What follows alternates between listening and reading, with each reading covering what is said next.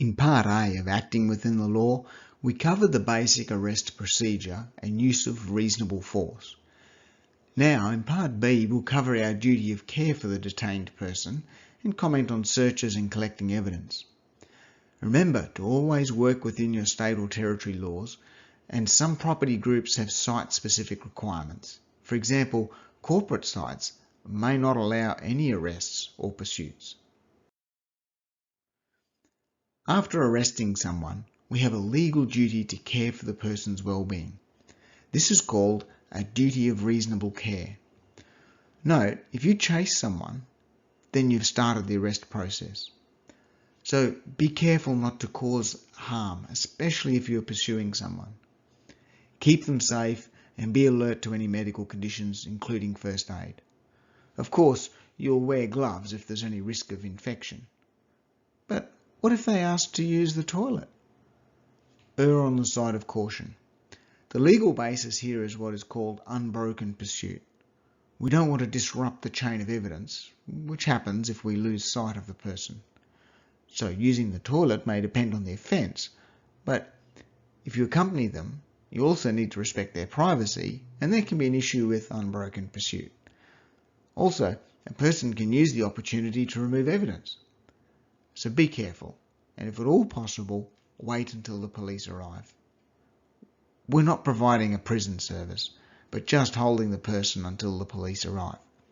You can see why it is so important to call the police as quickly as possible so that they can take over. The idea of unbroken pursuit means that we need to stay with them until they are handed over to the police. But what if they request to call a close relative for support? Unless the person is a minor or has an illness, either physical or mental, or an injury, then delay until the police arrive, because this can lead to further complications. For example, what if a crowd of supporters arrive?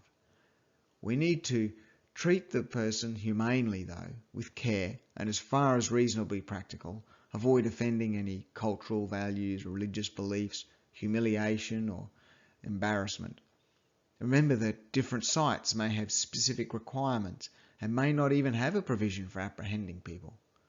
So it's critical that we're fully aware of what the property group requires and respect local police recommendations.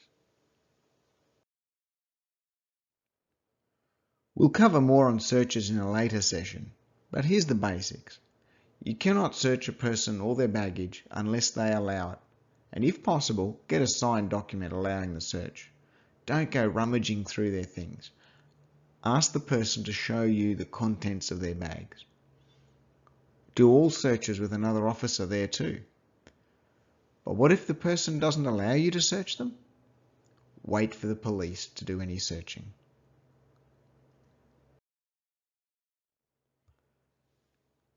And remember, never search someone of the opposite sex. And what if you're unsure? Again, wait for the police. In the meantime, collect evidence about the crime, but be careful to preserve the crime scene. This means recording details by making notes or taking photos of the area. Don't touch items or surfaces that the alleged offender may have touched. Keep the area isolated, perhaps restricting access by barricades if possible. Take notes about the incident while it's fresh in mind. But remember, we don't have the same authority or resources as the police, do we? So we just keep any evidence until they can collect and analyse it. What do you need to do? In summary, err on the side of caution, but provide basic human care and first aid. Stay with them for unbroken pursuit.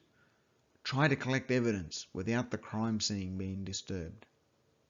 Don't forget to complete the short test below, and hey, thanks again for joining us. One last thing, we'd love to hear your comments, so send us an email to feedback@learningsphere.com.au with your thoughts.